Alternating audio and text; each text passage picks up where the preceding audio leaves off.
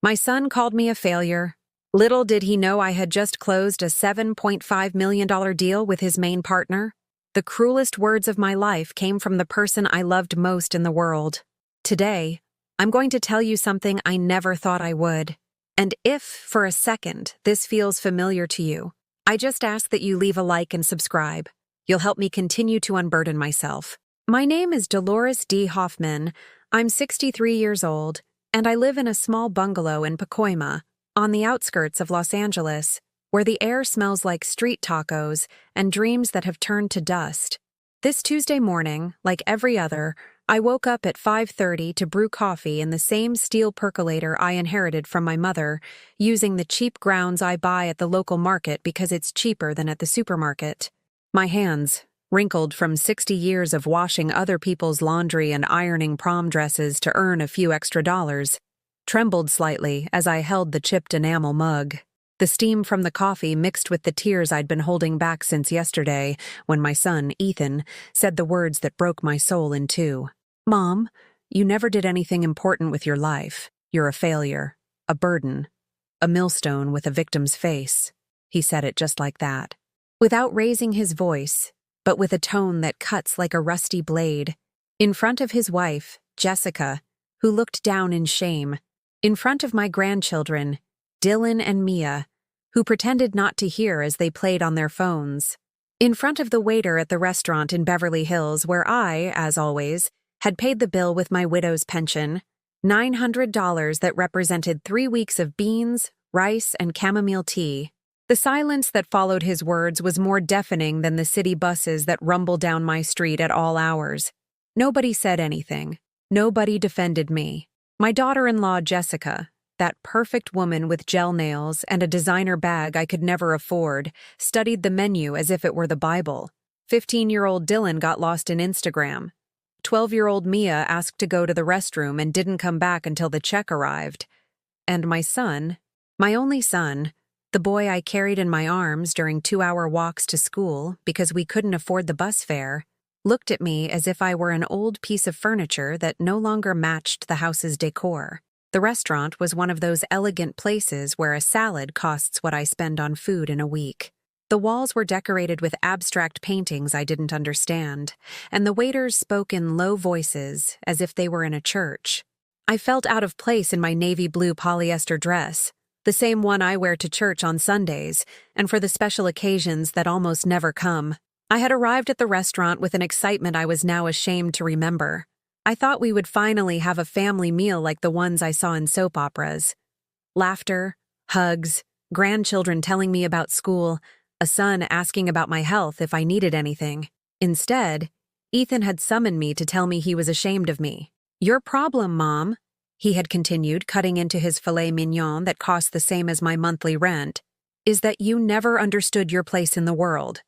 Always thinking you could have an opinion, that you had something valuable to say. But look at you, 63 years old, a widow, no education, living in that house that's falling apart."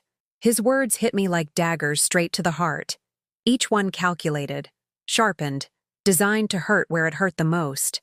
Because he knew my insecurities better than anyone. He had witnessed my sleepless nights, sewing wedding dresses for upper-class women while he did his homework at the dining table, lit by a flickering lamp because we didn't have money to change the bulb. I remembered, sitting in that uncomfortable chair at the white tablecloth restaurant, all the times I sold homemade pies at the corner of Victory and Sepulveda to pay for his architecture degree at USC. All the early mornings I got up to iron other people's uniforms while he slept in his room, dreaming of a future I was building cent by cent, tear by tear. I remembered when his father, my dear Robert, died of a massive heart attack at the auto shop where he worked, leaving us with nothing but debt and the promise I made at his grave. "Our son is going to be someone important, my love. He's going to have everything we never had." And I kept that promise. I worked in 3 houses a day, cleaning in the mornings for the Mendoza family in Bel Air, washing clothes in the afternoons for Mrs. Carmen in Hancock Park, and ironing at night for whoever needed me. My hands became sandpaper, my back bent like a question mark, and my dreams. I buried my dreams under the laundry sink. But Ethan never knew what it was like to go hungry. He never knew what it was like to wear torn shoes or be late for an appointment because you didn't have bus fare. He never knew his mother stayed up at night calculating if there was enough money for his books, his photocopies, his outings with friends.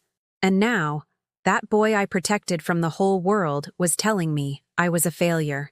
"You know what I'm most embarrassed about?" he had continued, wiping his mouth with a cloth napkin I had never touched.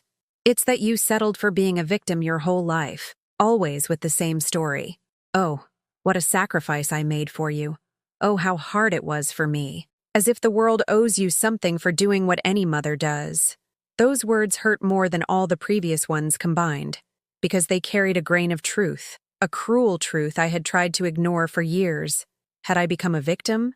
Was it true that I was always reminding him of my sacrifices? The check arrived like a relief. $250 that I took from my woven plastic bag, counting bill by bill while I felt the stares of the other diners. Elegant people who whispered and smiled, oblivious to my public humiliation. By the time I finished paying, Ethan was already up from the table. "We're leaving," he told his family with the authority of someone used to being obeyed. Jessica gave me a kiss on the cheek that felt like ice. The grandchildren hugged me mechanically, like someone completing a formality. And I was left alone at that table for 6, surrounded by empty plates and a silence that weighed more on me than all the sacks of corn I had carried in my youth. The bus ride back to Pacoima felt eternal. 2 hours of traffic, smog, people getting on and off while I stared out the fogged window, watching a city that had become foreign to me pass by. A city where my son had his successful architect's office, his house in a gated community, his perfect life of which I was an inconvenience. I arrived at my house after dark, the same little bungalow where Ethan had taken his first steps, where he had played soccer in the backyard, where he had studied for his university entrance exams, a house he now considered an embarrassment. I sat on my plastic chair in the small yard where I keep my plants, red geraniums, mint, a bougainvillea that insists on blooming despite the neglect. And there, surrounded by the silence of the night and the scent of the flowers that no one but me cared for, I allowed myself to cry like I hadn't since Robert's funeral. I cried for the lost years, for the misunderstood love, for the loneliness that had become my only faithful companion. But above all, I cried because deep in my heart, a part of me believed that maybe my son was right. Maybe I was a failure. Or at least, that's what I thought that night. Little did I know that the next day, the phone would ring with a call that would change everything. A call that would make me discover that being a mother doesn't mean being invisible, that having years doesn't mean having no dreams, and that sometimes the failures are the ones who hold the biggest surprises. But that's a story I'll tell you tomorrow. For now, I just want you to know that if anyone has ever made you feel like you're worthless, that your dreams are ridiculous, or that your place in the world is small and insignificant, don't believe them, because sometimes the best revenge is written with tears that turn into million-dollar contracts. I couldn't sleep that night. I stayed awake in my twin bed, the same one where Robert and I had dreamed of a better future for our son. The cotton sheets, faded from so many washes, hugged me like a shroud as memories hit me one after another, relentless as hail on a tin roof. I remembered when Ethan was 8 and came home from school crying because the other kids made fun of his patched-up shoes. That same afternoon, I walked to Mr. Esteban's shoe store in downtown San Fernando and pawned my gold earrings, the only ones I had, the ones Robert had given me on our wedding day. With that money, I bought new, shiny shoes that brought the smile back to my boy's face. "Thanks, Mommy," he had said, hugging me with that pure strength only children have. "You're the best mom in the world." At what point did that grateful boy turn into the cruel man who had humiliated me yesterday at the restaurant? I got out of bed at 3 in the morning and walked barefoot to the kitchen.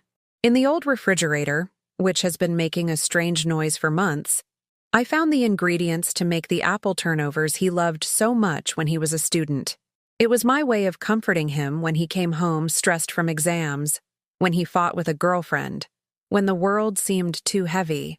While I kneaded the flour with lard, as my mother taught me back in her small Texas town, I cried in silence. Each fold of the pastry held a tear, each crimp a prayer for my son to remember who I was before I became his burden. I remembered the nights when he was studying architecture, and I stayed up waiting for him. He would come home late from the university, sometimes drunk, sometimes sad, always hungry. I would heat up his dinner without asking questions, pour him fresh sweet tea in his favorite glass, the blue one I bought at a flea market that he said made everything taste better. "Mom, I don't know what I'd do without you," he would say then, his mouth full of refried beans. "When I'm a famous architect, I'm going to buy you a big house, with a garden and everything, and you won't have to work so much anymore." Those promises gave me strength for years. I would get up at 4 in the morning to arrive on time at Mrs. Mendoza's house, where I cleaned marble bathrooms that cost more than my entire house. I endured the humiliations of Mrs.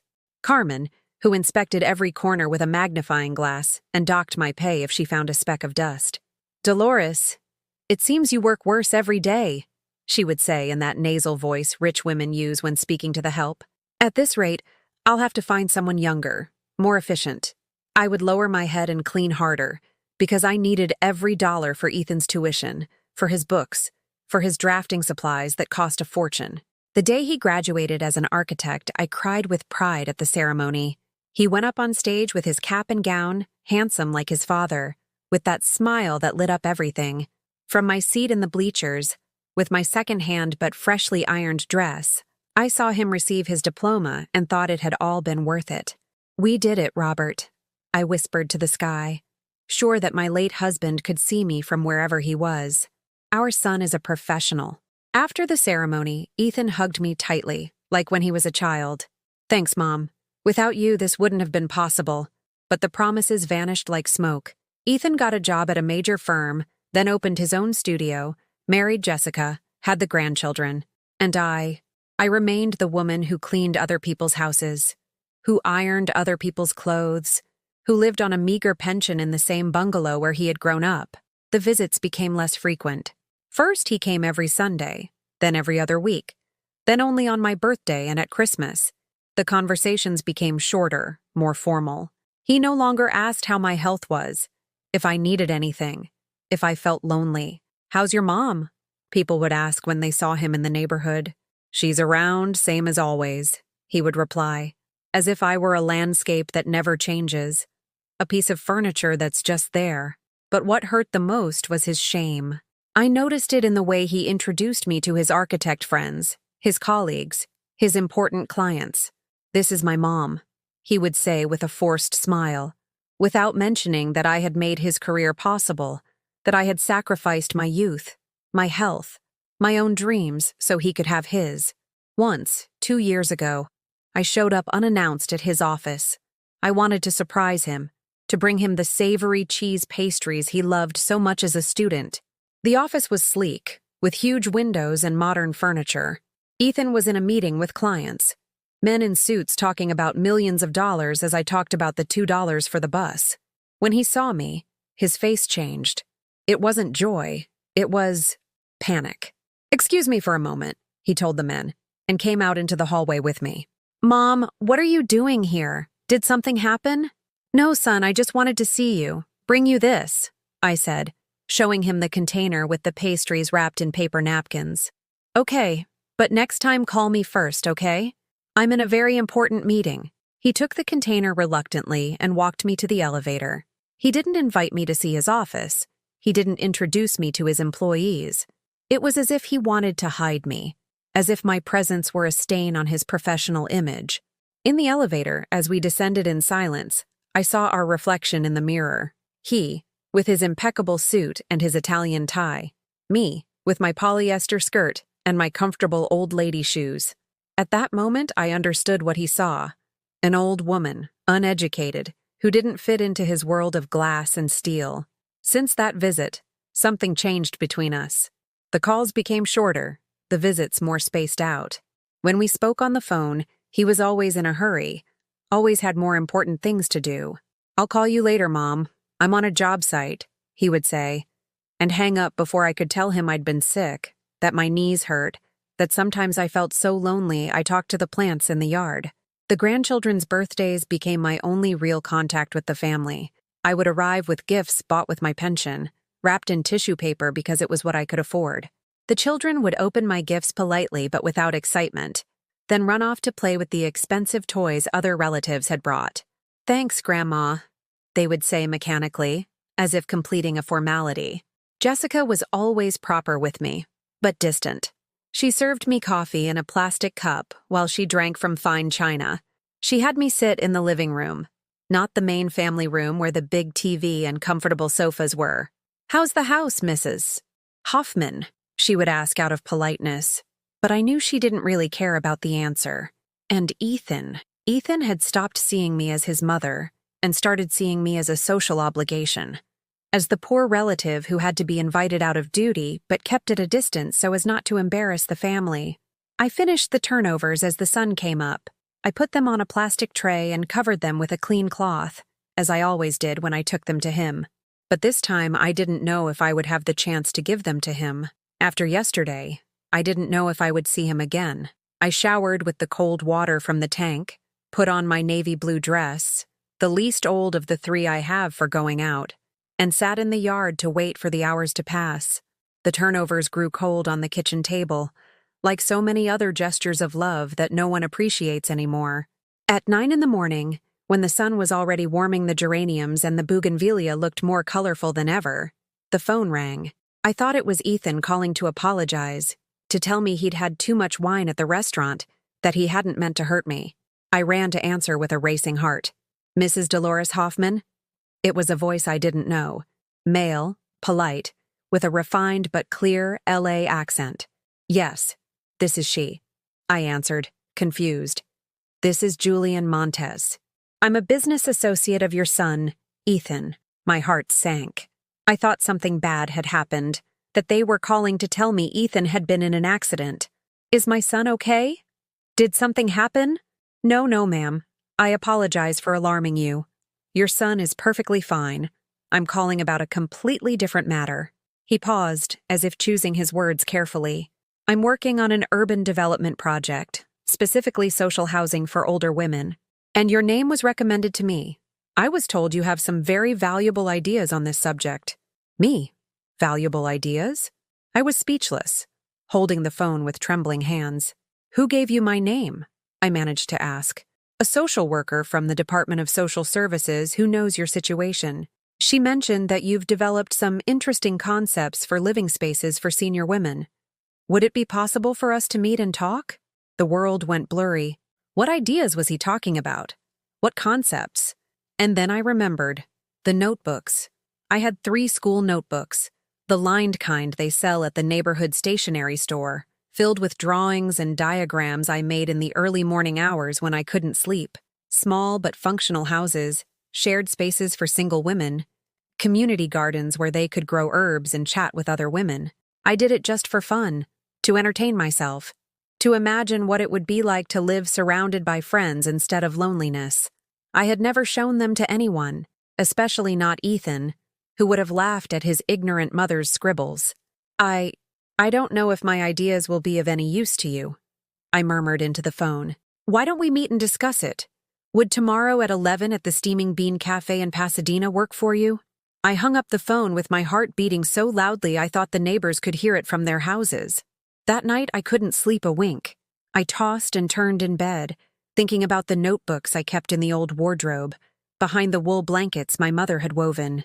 How was it possible that someone knew they existed? What social worker from the DSS knew about my late-night drawings? At 5 in the morning, I got up and went straight to the wardrobe. There they were, wrapped in a plastic bag to protect them from moisture. 3 Mead composition notebooks, wide-ruled, with covers worn from use. I took them out with trembling hands and sat on the bed to look them over. I had started the first one 4 years ago. When the loneliness became so heavy, I needed to do something with my hands to keep from going crazy. On the first pages, I had drawn small, single-story houses with red tile roofs and internal patios full of plants.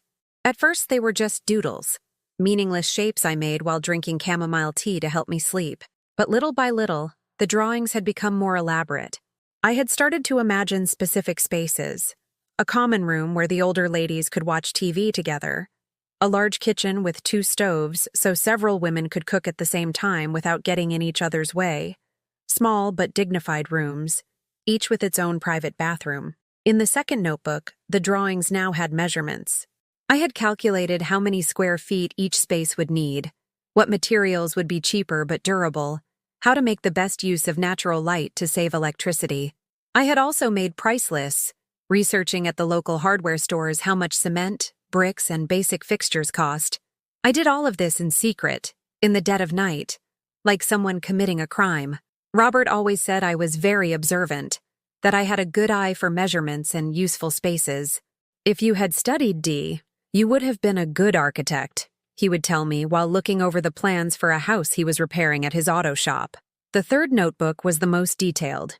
In it, I had drawn a complete complex. 8 small houses around a central garden, with common areas, a shared laundry, a large dining room where they could all celebrate birthdays and holidays. I had even calculated how much it would cost to maintain such a place, how the expenses could be divided among the residents. The idea had been born from my own experience. I knew so many women like me, widows, abandoned by their children, living alone in houses that were falling apart, with pensions that weren't enough for anything, with no one to visit or worry about them. Mrs. Esperanza, my neighbor on the corner, had died alone 2 years ago, and no one realized until 3 days later when the mailman noticed her mail piling up at the door. What if we lived together? I had asked myself one night while drawing. What if we could keep each other company without losing our independence? That's how the project I had never shown to anyone was born, which I kept like a shameful secret. Because who was I to design houses? What did an uneducated woman know about architecture and construction? But someone somehow had seen my drawings, and that someone had mentioned them to this Julian Montes. I showered with warm water, the hottest the old water heater would allow, and put on my best dress, the long-sleeved purple one I had bought at the Topanga Vintage Market for Mia's baptism.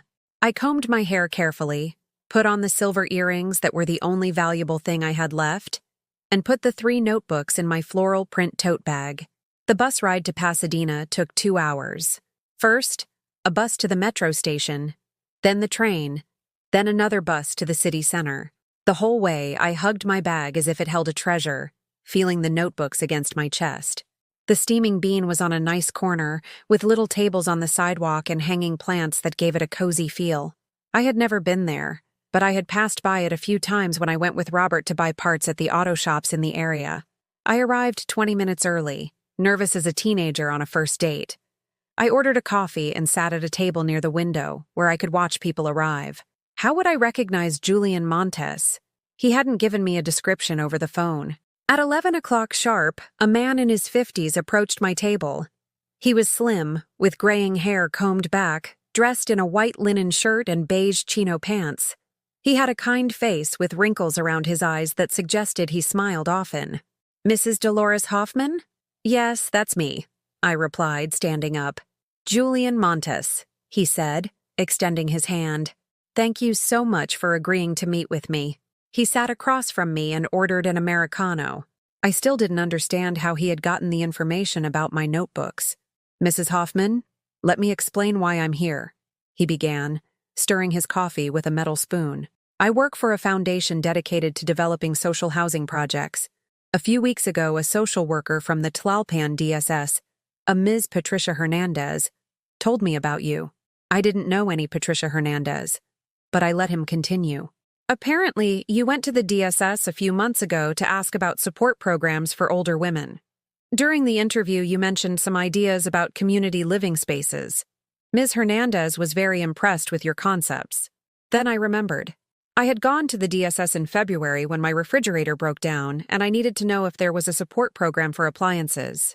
The social worker had asked me several questions about my living situation, and I, without thinking much about it, had told her about my idea for the little houses for single ladies. She told me you had very interesting proposals, even drawings, Julian continued. And that's where my work comes in. We're looking for innovative designs for social housing, specifically for older women living in vulnerable situations.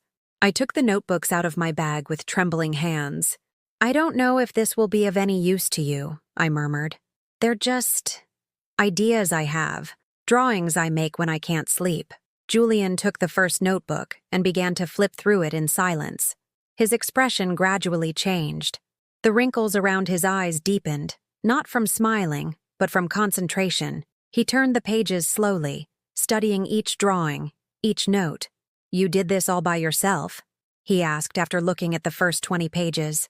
"Yes," I replied, looking down. "I know they're poorly done, that they don't have the right measurements." "Mrs. Hoffman," he interrupted, "these drawings are not poorly done. They are extraordinarily well thought out." He looked up and met my eyes. "Do you have a degree in architecture? Engineering? Any design courses?" "No," I admitted, feeling small. "I barely finished elementary school. Everything I know I learned from watching my husband work. He was a construction worker." Julian continued to look through the notebooks, now with more attention. He stopped at a page where I had drawn the drainage system for the houses, with all the connections and slopes calculated. "How did you know you needed this slope for the drain?" he asked, pointing to some lines I had drawn with a ruler. "My husband always said that if the water doesn't flow, it stagnates and causes problems. When it rained heavily at our house, I would see where the yard flooded and I understood why." Julian smiled, the first genuine smile I had seen in weeks. "Ma'am, what you have here is a natural gift for understanding spaces. What you've drawn here," he said, pointing to my design for the central garden, "is exactly what we need for our project." My heart began to beat faster. "Really?" "Very much so. In fact, I want to propose something to you. Would you be willing to collaborate with me on the development of this project? Not as a one-afternoon consultation, but as a project partner." The word partner sounded strange on his lips. I had never been a partner in anything. I had never been anything more than the lady who cleans, the one who irons, the one who takes care of things. "I don't understand," I said.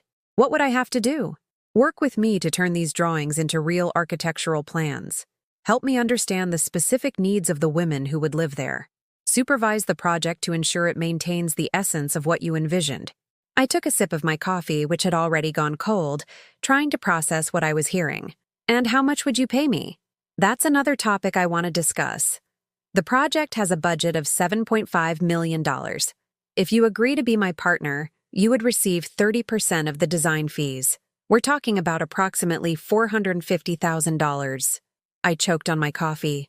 $450,000 was more money than I had ever seen in my life. It was more than I earned in 10 years of my pension. "Are you serious?" "Completely serious. Mrs. Hoffman, you don't realize it, but what you have in those notebooks is exactly what people need. It's not just a construction project. It's a life project." I put the notebooks back in my bag, my hands shaking so much I could barely close the zipper. "I need to think about it," I managed to say. "Of course, but don't take too long. The project needs to start in 2 months." Julian said goodbye with a firm handshake and left me his card. Julian Montes, Project Director, Dignified Habitat Foundation. The trip home was like a dream. On the train, on the bus, on the last stretch walking through the dusty streets of Pacoima, I couldn't stop thinking about Julian's words. Was it possible that my late-night scribbles were worth so much money? Was it possible that someone saw me as a partner and not a burden? When I got home, the first thing I did was call Ethan. I needed to tell him. I needed to share this incredible news with him. Maybe this would change his opinion of me. Maybe he would see me in a new light. "Hello?" he answered impatiently. "Son, it's me. Do you have a minute? I have something very important to tell you." "Oh, Mom, I can't right now. I'm in a meeting. I'll call you later." And he hung up. I was left with the phone in my hand, listening to the dial tone, feeling small and insignificant again. But this time, something was different. This time, I had a card in my bag that said my ideas were worth millions. And for the first time in years, I began to wonder if maybe the problem wasn't that I was a failure. Maybe the problem was that I had been waiting for others to see my value instead of seeing it myself. I couldn't eat dinner that night. I sat at the kitchen table, looking at the cold turnovers I had made for Ethan, while Julian Montes's card rested next to my cup of chamomile tea. Dignified Habitat Foundation. I read over and over, as if the letters would disappear if I stopped looking at them. $450,000. The number spun in my head like a broken record. With that money, I could fix the roof of my house, which leaked every rainy season. I could buy a new refrigerator, clothes that weren't secondhand, shoes that didn't hurt my feet. I could stop worrying about every dollar, about counting tortillas to make them last until the next pension check. But more than the money, what had moved me were Julian's words. "You have a natural gift." No one in my life had ever said anything like that to me. Robert told me I was hardworking. My employers told me I was reliable. Ethan told me I was his mother. But no one had seen something special in me, something valuable in its own right. At 6 the next morning, I made a decision. I called Julian. "Good morning, Mrs. Hoffman," he answered cheerfully. "Have you thought about it?" "Yes," I said, though my voice was trembling. "I accept." "Excellent. Can you come to the Foundation's offices today? We need to sign some papers and get started on the work." The offices were in the Larchmont area, in a glass building that intimidated me from the moment I saw it from the street. The elevator smelled of expensive perfume, and the floor shone so much I could see my reflection in it. I felt like an intruder in my purple dress and my tote bag. Julian met me in a conference room with a huge wooden table and leather chairs that looked more comfortable than my bed. There were 3 other men waiting, an architect, a civil engineer, and an accountant. "Gentlemen," Julian said, "I'd like to introduce you to Dolores Hoffman, the creative mind behind the Hopeful Homes project." The men stood up to greet me respectfully.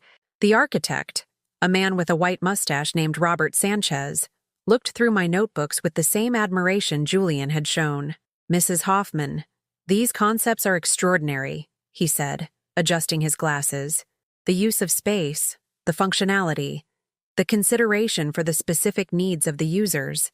It's clear that you understand social architecture better than many professionals."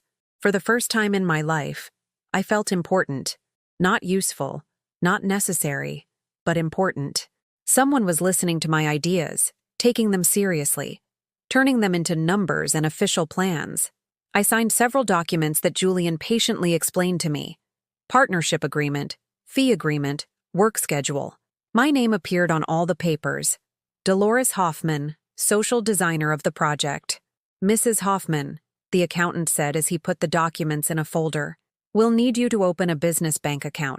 The phased payments will begin next week." A business bank account. Me? Who had managed my money my whole life in a tin box under the mattress. I left that office feeling different. Taller. More confident. The heels that had been bothering me all morning now seemed less heavy. In the reflection of the building's windows, I saw a woman I didn't quite recognize.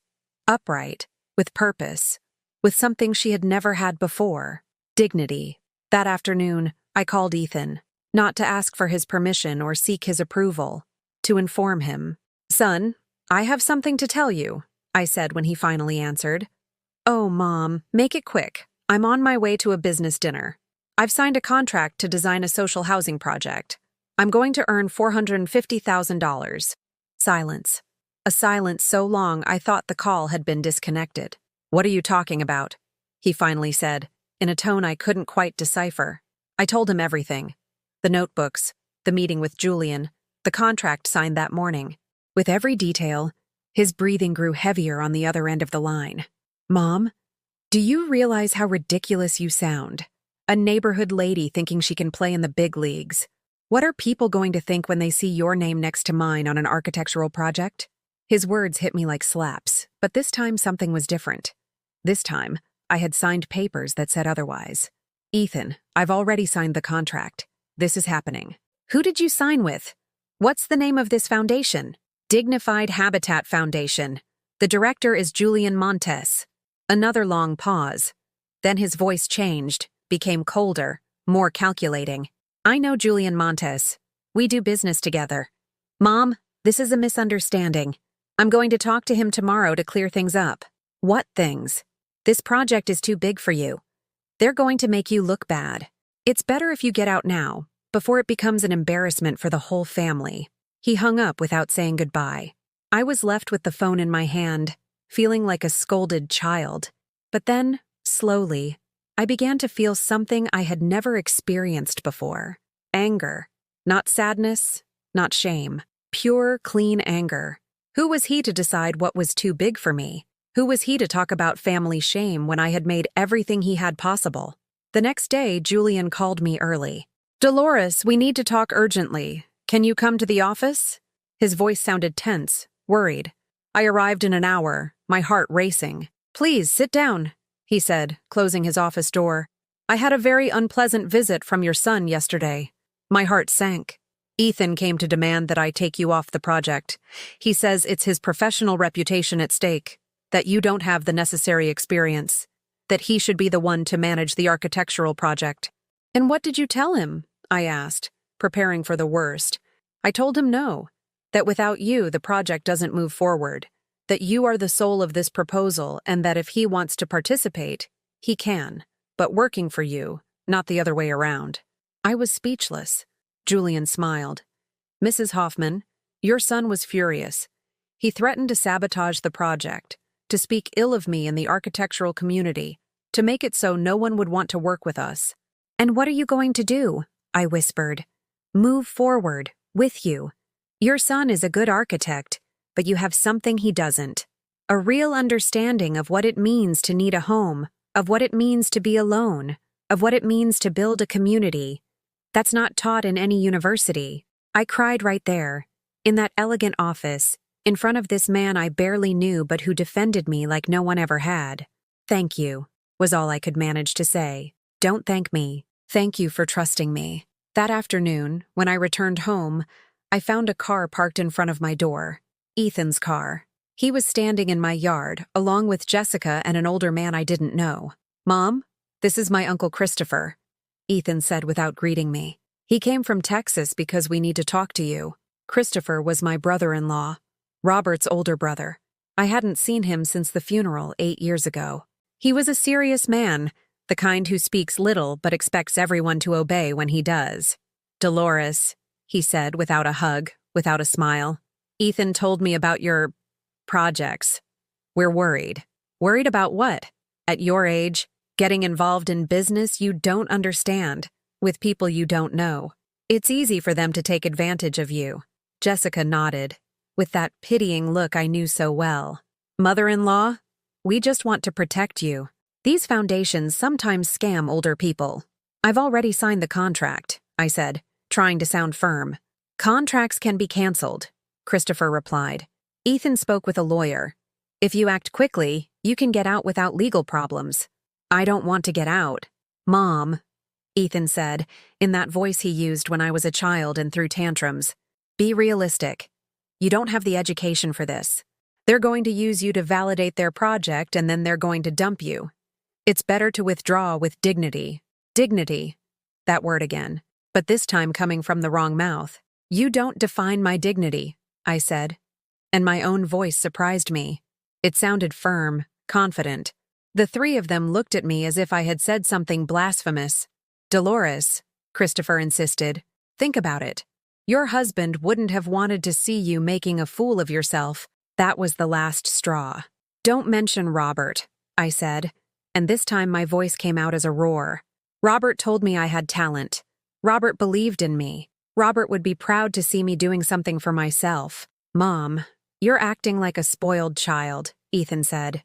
"No," I replied, looking him straight in the eye. "I'm acting like a woman who, for the first time in her life, knows what she's worth." Jessica sighed theatrically.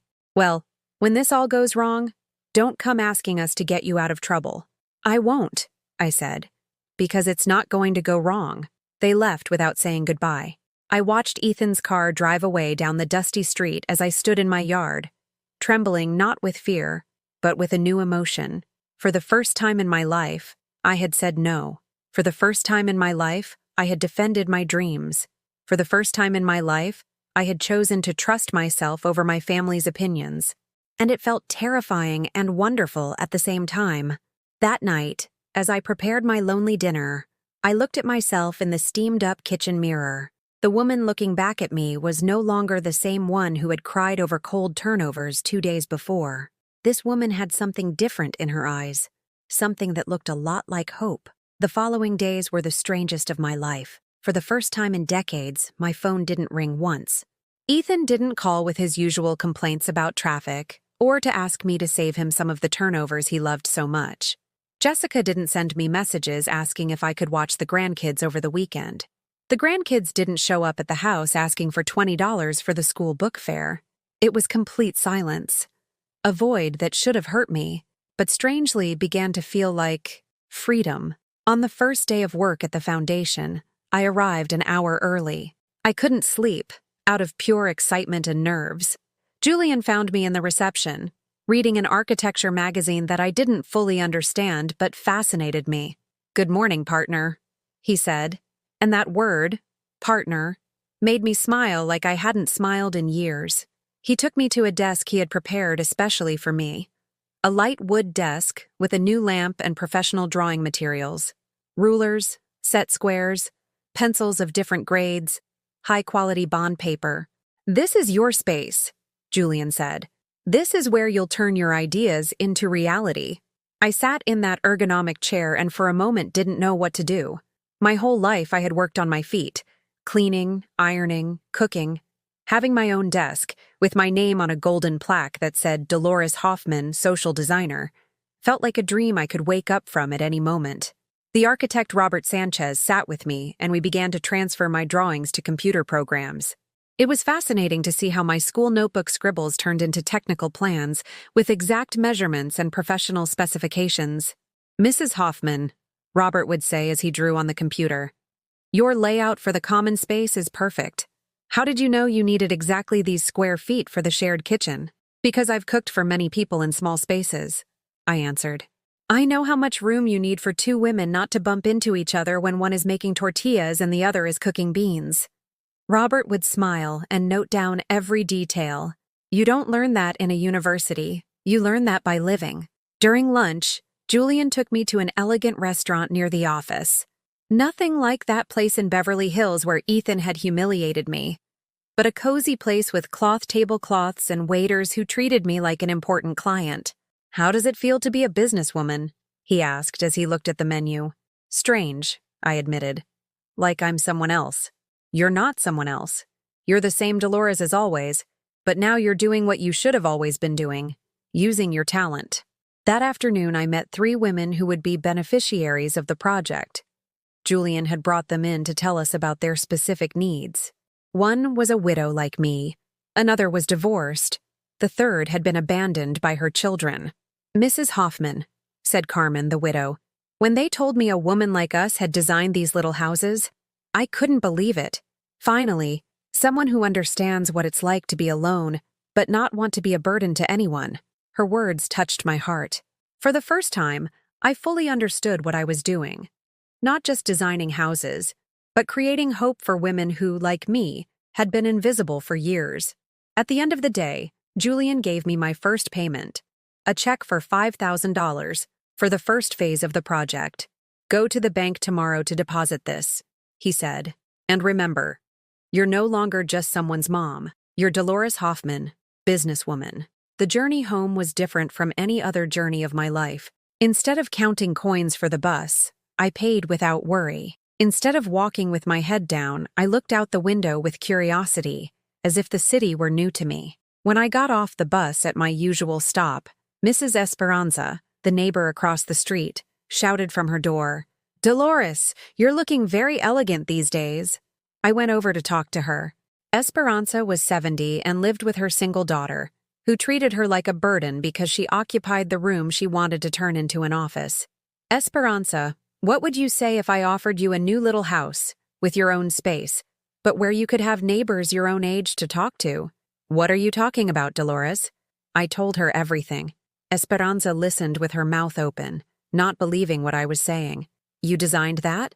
You, Dolores?" "Yes, me." "Oh, my friend, that's wonderful. I always knew you had something special, not like your son who's been acting so high and mighty lately." Those words confirmed something I had begun to suspect. The neighbors had noticed Ethan's contempt for me, and they didn't like it. That night, for the first time in years, I didn't cook. I ordered Chinese food over the phone, something I had never allowed myself because it was an unnecessary expense. I ate sweet and sour chicken in my living room, watching a movie on TV. feeling a peace I didn't remember experiencing. I didn't wait for calls that didn't come. I didn't worry about whether Ethan needed anything. I didn't iron clothes for the next day.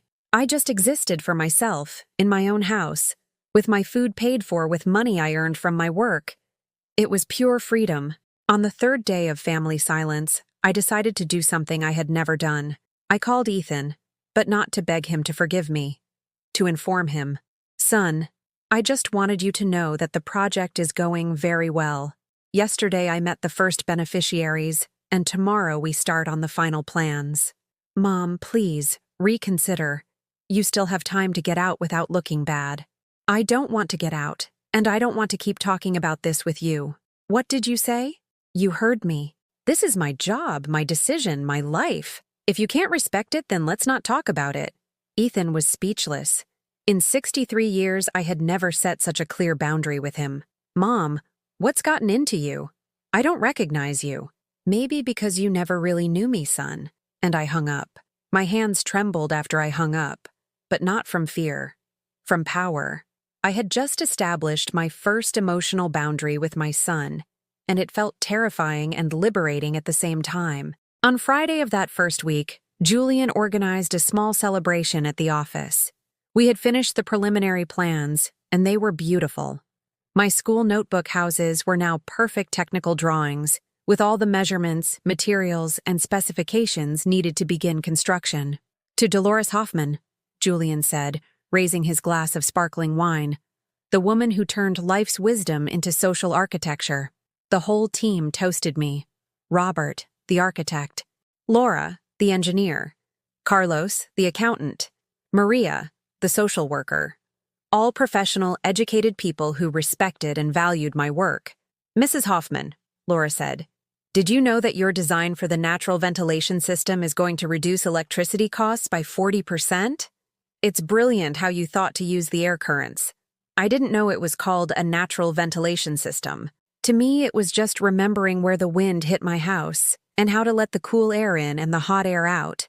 That night, I came home feeling like a completely new person.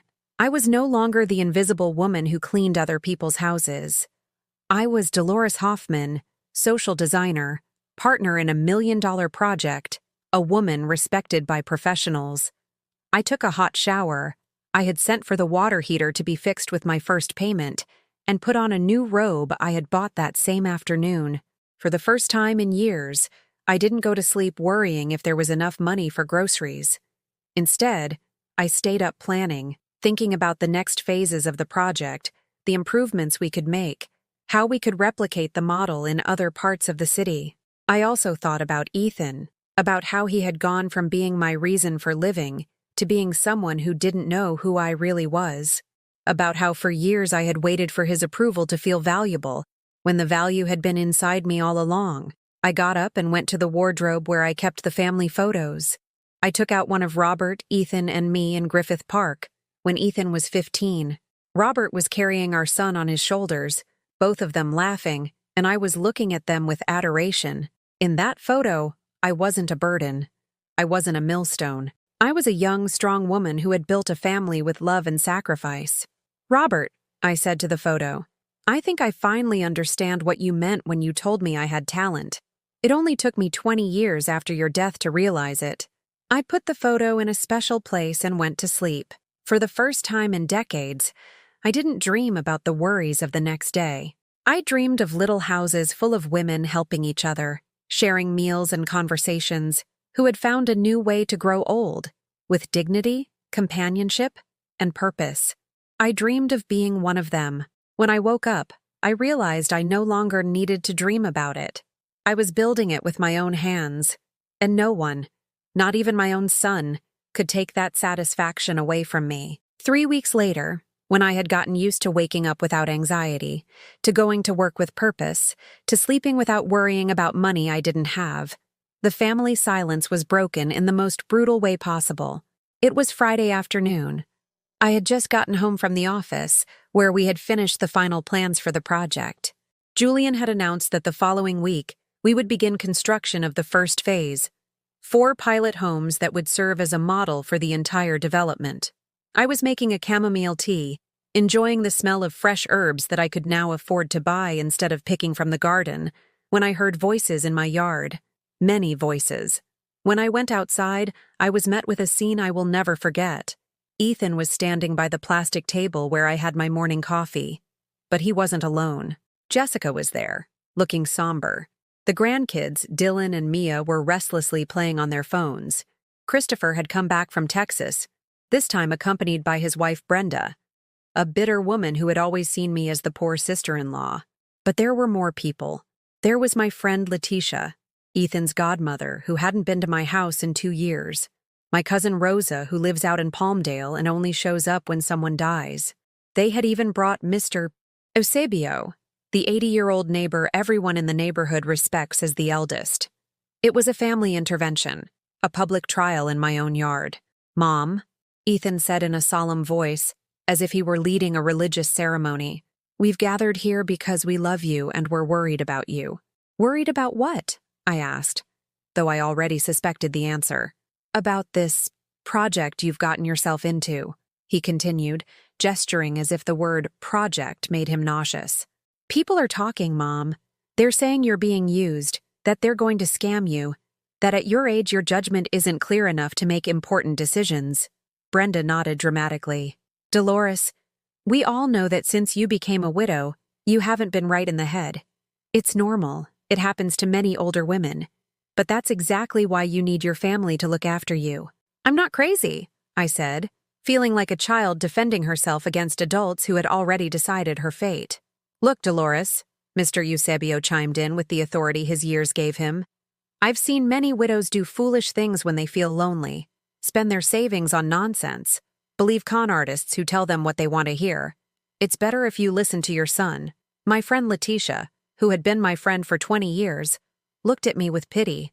"Dee, honey, I know your heart is in the right place, but these men in suits are playing you for a fool. Do you really think they're going to respect you when they realize you don't even know how to read a contract?" "I do know how to read contracts," I answered, but my voice came out weak, insecure. Rosa came over and put a hand on my shoulder with false tenderness. "Cousin, no one is scolding you. We just want to protect you. Ethan told us you've already signed papers, but you're still on time. He knows a lawyer who can cancel everything without you getting into legal trouble." Jessica, who had remained silent, finally spoke. "Mother-in-law, think about your grandchildren. What are their classmates going to say when they find out their grandmother is making a fool of herself in the papers?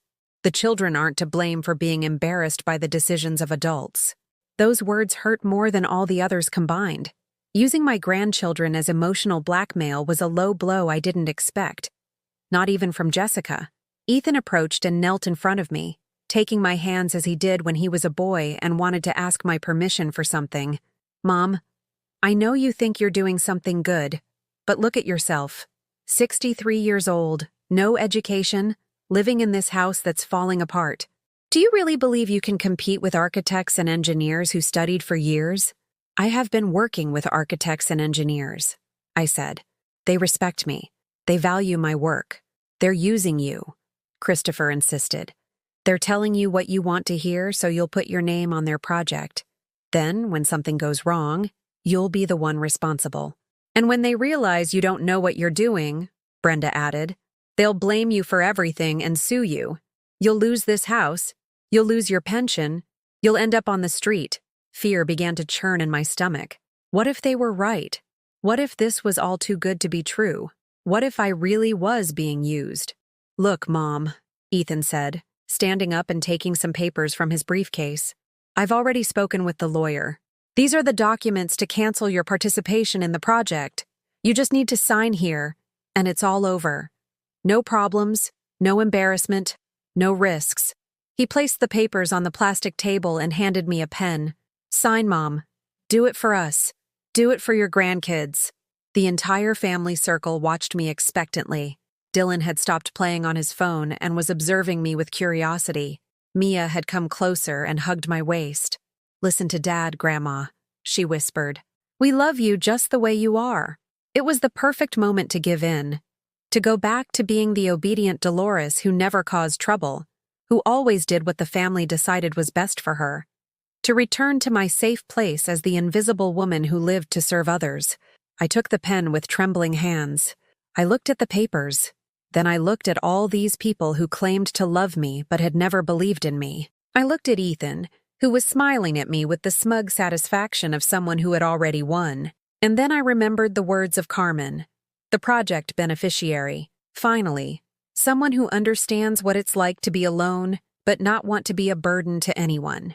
I remembered the golden plaque on my desk. Dolores Hoffman, social designer. I remembered the $5,000 check I had deposited with my own hands.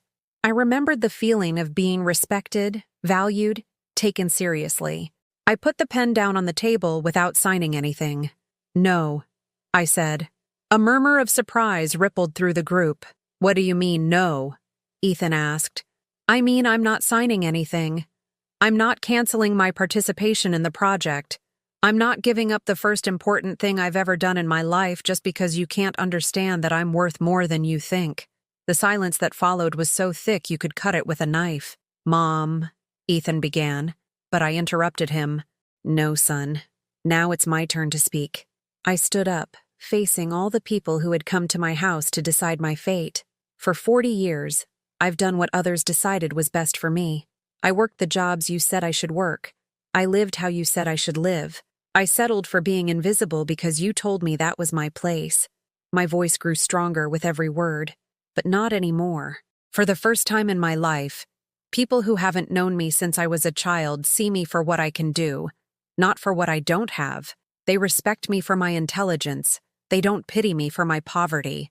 "Dolores," Mr. Eusebio tried to interrupt. "You're talking like a crazy person." "I'm not crazy," I shouted, and it was the first time I had raised my voice in my own home. "I'm sane. I'm lucid, and I'm tired of you trying to convince me I'm less than what I am." I looked directly at Ethan.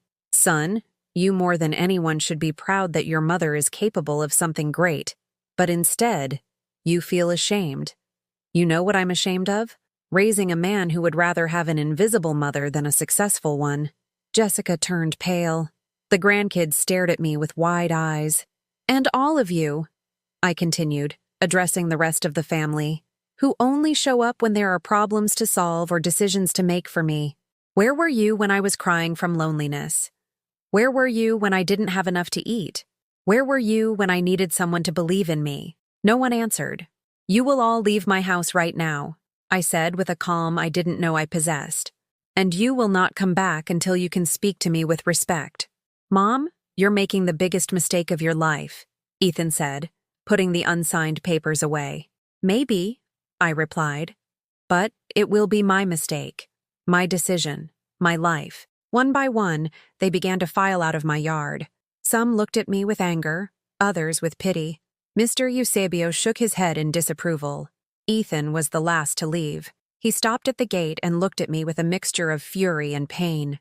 "When this all comes crashing down," he said, "don't come to us for help."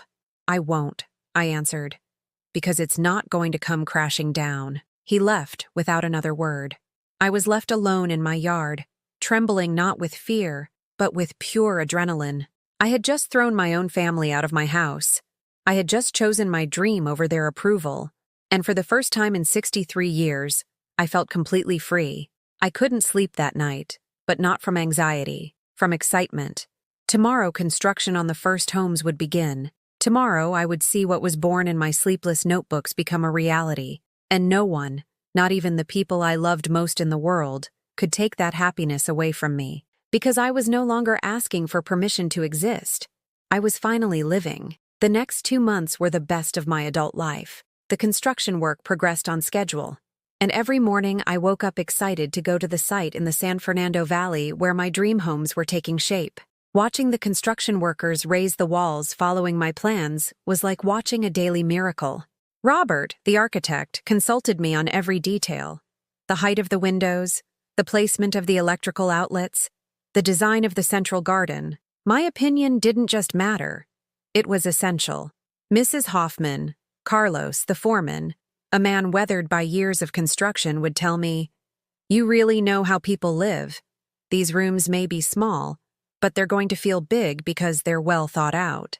The first beneficiaries visited the site every week. Carmen Esperanza, My neighbor who had decided to sign up for the project.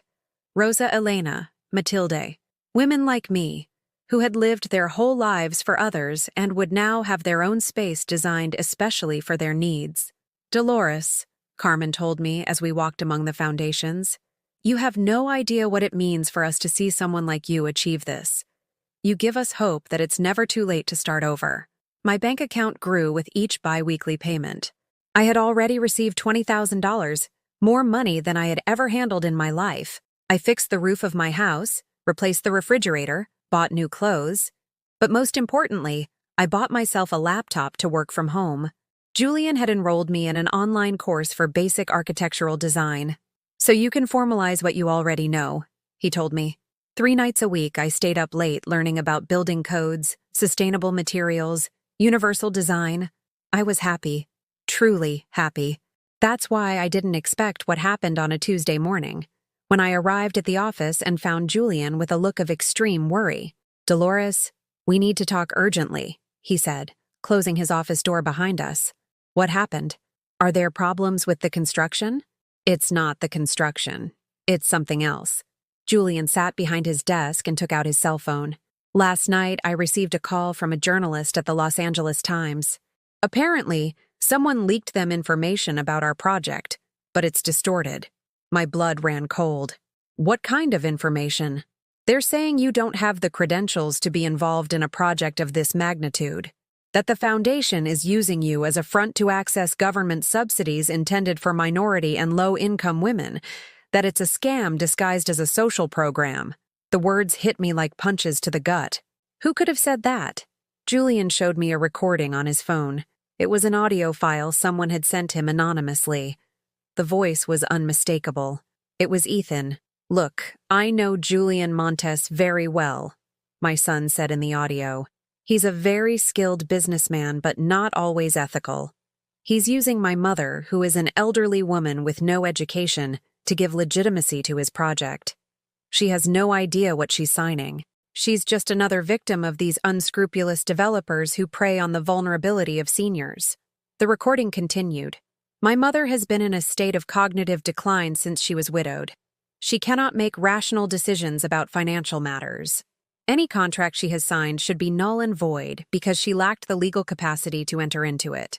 As a licensed architect, I can testify that she does not have the minimum technical knowledge to participate in a project of this complexity. I couldn't breathe. My own son had recorded a statement accusing me of mental incapacity and denouncing Julian as a con artist. Dolores, are you all right? Julian asked, seeing I had gone pale.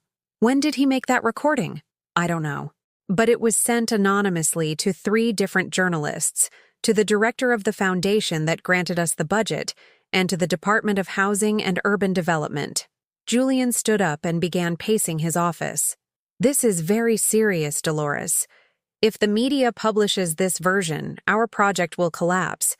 The investors will pull out, the government could cancel our permits, and we could face legal investigations. And what will happen to me? You haven't done anything wrong, but they will question you. They will investigate your mental state. They will review all the contracts. It's going to be a very draining process. I sat in one of the office chairs, feeling my entire new world begin to crumble. Julian, do you think my son is right? That I don't have the capacity for this? Dolores, look at me, he said, sitting in front of me. In these 2 months, you have shown more practical intelligence and problem-solving ability than many professionals I know. Your mind is perfectly clear. Your son is not protecting you. He is sabotaging you. But why would he do something like that? I don't know. Only you can answer that. I couldn't sleep that night. I tossed and turned, thinking about everything that could go wrong. What if the newspapers really published the story?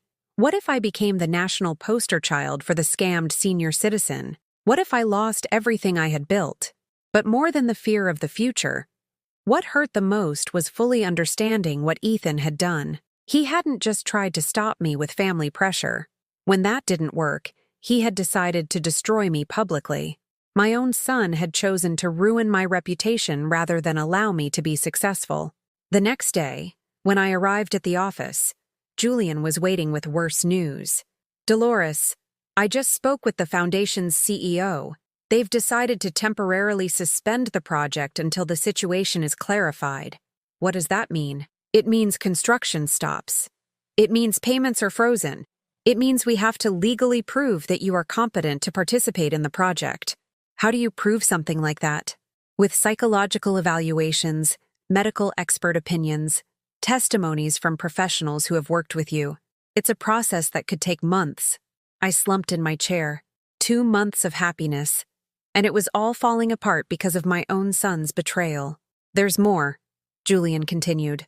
Government inspectors came this morning to review all our accounts.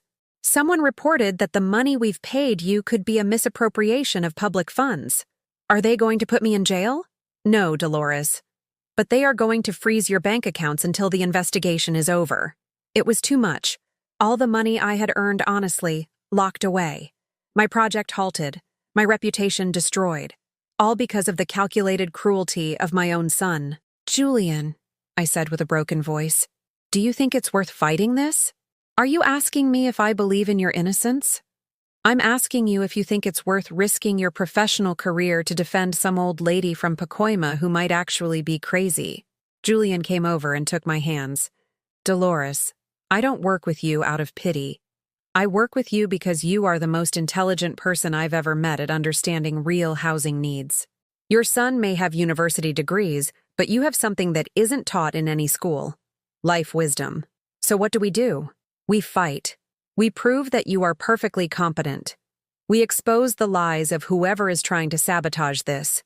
And we will build those little houses, even if we have to do it with our own money. That afternoon, as I walked through the now silent construction site, with the machinery stopped and the workers sent home, I realized something that filled me with a deep sadness, but also a strange clarity.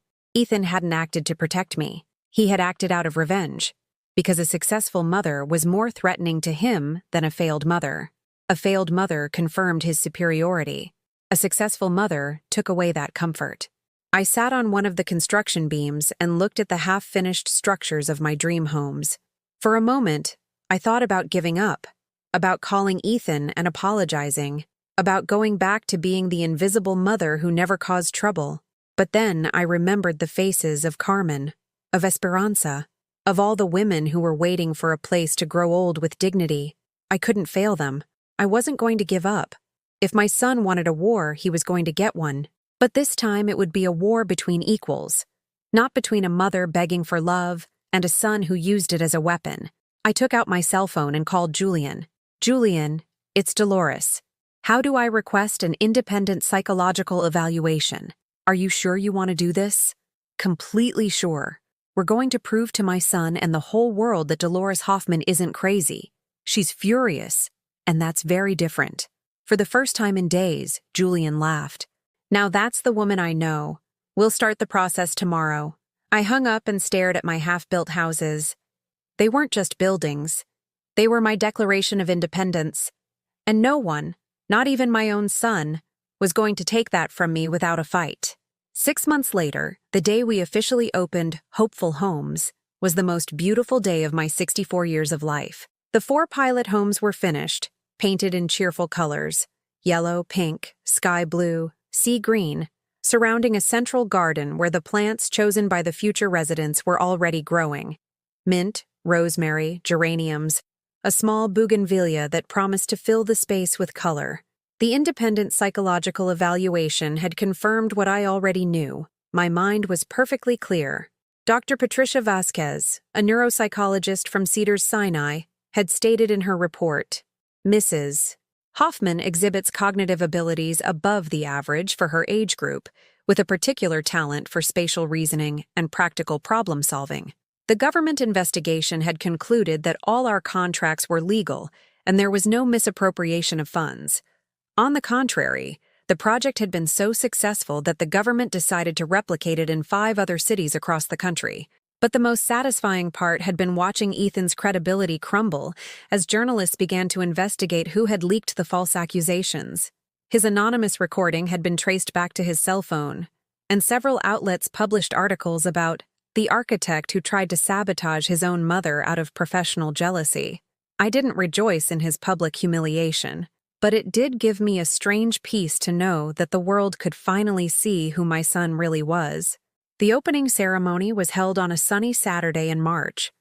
Government officials came, journalists, other architects who wanted to see the project. But for me, the most important guests were the 4 women who would be moving in the following week: Carmen, Esperanza, Rosa Elena, and Matilde. "Mrs. Hoffman," Carmen told me as we toured her new home, "what you've done here isn't just a housing project, it's a life project. You gave us back our hope." Each house was 430 square feet, perfectly laid out. A bedroom with its own bathroom, a living dining area, a small but functional kitchen, and a private patio that opened onto the central garden. The common areas included a large kitchen for celebrations, a living room with a television, a shared laundry room, and a small office where a doctor would visit twice a week. "It's perfect," Rosa Elena told me, sitting on the sofa in her new living room. "I live alone, but I'm not alone. I have my own space, but I also have company when I need it." During the event, several journalists interviewed me. I was no longer afraid of cameras or questions. After months of defending myself publicly, I had learned to speak with confidence about my work. "Mrs. Hoffman," a reporter from a local news station asked me, "what would you say to other older women who feel it's too late to start something new? That it's never too late to discover what you're worth?" I replied, "I discovered my talent at 63. Before that, I lived my whole life believing my only value was in serving others. But it turns out I have my own ideas, my own abilities, my own dreams. And those dreams matter." "How do you feel about the controversy generated by your own son?" It was the question I'd been asked dozens of times in recent months. At first, it hurt to answer. Now I had a clear response. My son is a good architect, but he never learned that the success of others doesn't diminish his own. I hope one day he understands that a successful mother is something to be proud of, not something to be ashamed of. At the end of the event, when the guests had left and the cameras were gone, I stood alone in the central garden. Julian came over with 2 glasses of sparkling wine. "To the bravest partner I've ever known," he toasted. "To the friend who believed in an old lady from Pacoima when even she didn't believe in herself," I replied. We drank in silence, watching the sun set behind the little houses that had been born from my sleepless notebooks. "Have you decided if you're going to move into one of the homes in the second phase?" Julian asked me. "Not yet. My house in Pacoima holds a lot of memories, but I like knowing I have options." Options. A word that for decades hadn't existed in my vocabulary. 3 days after the opening, I received a call I didn't expect. "Grandma?" It was Dylan, my 16-year-old grandson. "Dylan, my love, how are you?" "I'm good, Grandma. Hey, I wanted to apologize to you." "Apologize for what?" "For not defending you when Dad and everyone else said those horrible things. I saw everything you did online. It's so cool. My friends at school say it's awesome to have a famous grandma." I sat in my yard chair, feeling my heart swell with emotion. "You don't need to apologize, sweetie. You were too young to understand what was happening. But I understand now, and I want you to know that I'm super proud of you. Can I come visit you?" "Without Dad knowing." "Of course you can. Whenever you want." "And can you teach me how to draw plans like yours? I want to study architecture too, but social architecture, like you." I cried with happiness after hanging up. My grandson had seen something in me that his father never could. A role model. 2 weeks later, Mia called me too. At 13, she already spoke with the clarity of someone who had processed what happened with surprising maturity. "Grandma, my mom says I'm not allowed to talk to you, but I think what you did was right. Older women have the right to do important things too." Her words confirmed something I had begun to suspect. The sexism didn't just come from the men. Jessica had been just as cruel to me as Ethan, because a successful mother-in-law challenged her own conformity to a traditional role. But my grandchildren, the new generation, saw things differently. A year later, we had already built 8 Hopeful Homes communities in different parts of the country. I had become an international consultant on social housing for older women. A book had been published about my story. Never Too Late: The Rebirth of Dolores Hoffman. I had my own office, my own company, my own employees. I traveled the country giving lectures on architectural design with a gender and age perspective. I had learned to use computer programs, handle presentations, and speak in public without fear. One afternoon, while reviewing the plans for a new project in Arizona, I received a text message that surprised me. "Mom, can we talk?" It was Ethan. We hadn't spoken since the day I kicked the family out of my house over a year ago. "We can talk," I replied. "Can I come see you tomorrow afternoon?" "You can." He arrived at 4, alone, without Jessica, without the children. He looked thinner, with more gray hair, with dark circles under his eyes that suggested he hadn't been sleeping well. "Mom," he said, sitting in the same plastic chair where he used to humiliate me, "I've come to ask for your forgiveness." "I'm listening. I know there's no excuse for what I did.